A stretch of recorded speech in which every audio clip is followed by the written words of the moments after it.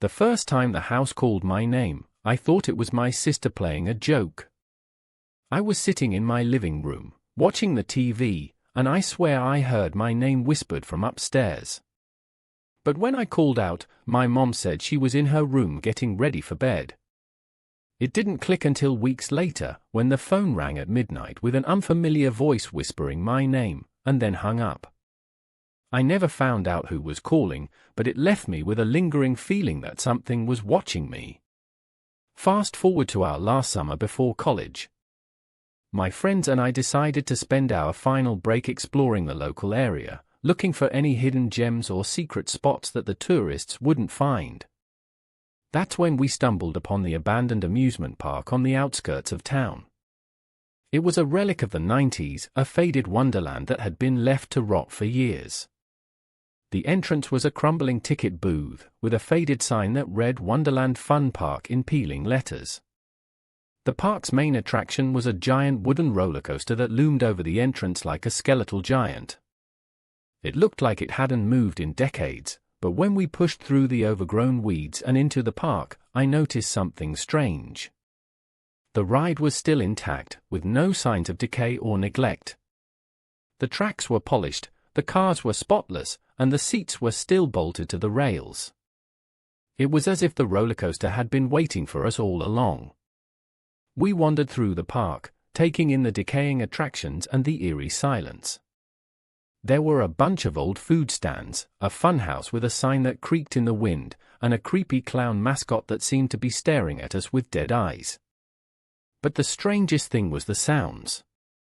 At first, it was just the wind rustling through the weeds and the creaking of the old wooden structures. But as the sun began to set, the noises started to change. It sounded like distant music, a faint melody that seemed to be drifting through the park from an unknown source. We followed the sound to a large clearing in the center of the park, where a massive stage stood surrounded by a crowd of old-fashioned carnival games. There were stuffed animals, balloon darts, and test-your-strength machines, all of which seemed to be in working order. But what really caught our attention was the music. It was a haunting tune that sounded like it belonged in a carnival from another era. It was as if the park was coming back to life right before our eyes. As the sun dipped below the horizon, the park began to transform. The lights flickered on, and the ride started to whir to life. The roller coaster creaked and groaned as it climbed the tracks, and the music grew louder, more intense. It was then that we realized the true horror of the situation. The Wonderworld Fun Park was not abandoned at all. It was still running, still operational, and still calling to us with its haunting melody. We tried to leave, but our feet seemed rooted to the spot. We watched in rapt attention as the ride spun out of control, the music reaching a fever pitch. It was like nothing we'd ever experienced before. The park was alive, and it was beckoning us to stay. We stood there, frozen in terror, as the music grew louder, the lights flashing brighter. And then, just as suddenly as it started, everything stopped. The rides ground to a halt, the music died, and the lights went out. We were left standing in the darkness, wondering what we had just witnessed. As we stumbled back through the park, we noticed something strange. The ticket booth was now open, and a sign read "Welcome back to Wonderland." It was as if the park was waiting for us, inviting us to return. We didn't hesitate.